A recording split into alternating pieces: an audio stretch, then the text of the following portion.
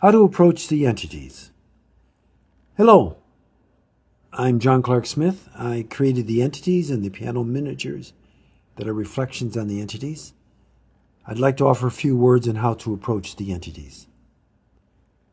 The entity ideogram is not about ideas or abstractions, but about the source, community, or connections that create ideas, images, and visions. An entity ideogram is the result of a coalition of ideas or visions.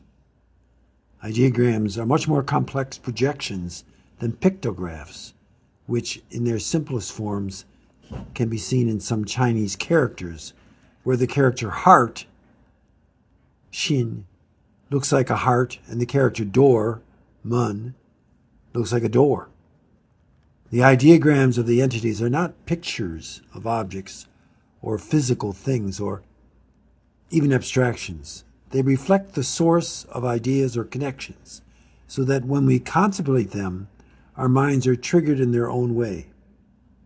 How each mind is triggered and what is the result is not describable.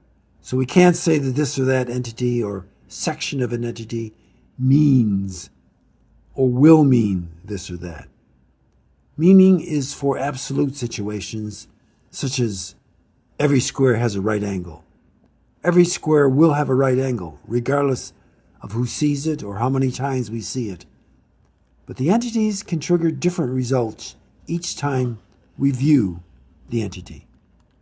That is why entities are about reality, because reality is not only like the square, though squareness is real. What is reality? Reality is many and yet one. One definition is given in the Upanishads. How, it is asked there, does a seed grow into the giant oak tree? That process is one aspect of a reality is, and does. Reality is constantly shifting and evolving and developing. Reality is free, and not only a rigid formula or figure, such as a square. When the experience of an entity happens, it is inevitable, though I do try to articulate in a general sense the intellectual environment of each entity in the narrated notes. But the notes are fragmentary and, in a real sense, personal. They are the result of my contemplation. The more a person contemplates the entities, the more the entities will act as a catalyst for the profound experience of the ideograms. There is a parallel similarity to music. When we hear a piece of music that touches us, there are no words to explain why or how, but somehow the music reaches into the depths of our mind, reality, and connects. The experience is different for each. The same song will not touch everyone in the same way. Some will have no experience from a piece of music that may bring others to tears. Music shows that there is some interconnection point in the mind that can trigger ineffable experiences.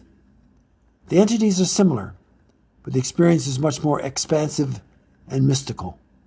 The entities can unlock new pathways in the mind that only meditation can equal. I say can because it requires focus and attention to not only one entity, but all 117 entities. It also asks us to be open to the code that the entities are sending. These entities are icons of reality. Just as the icons of old could transport the viewers to ecstatic visions and hypnotic states, so too these entities, with the willingness to be open to their power, will inspire the viewers.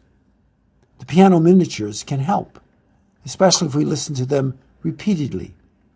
Repetition is the key for grasping the entities. Not only repetition of one, but repeatedly focusing on all 117.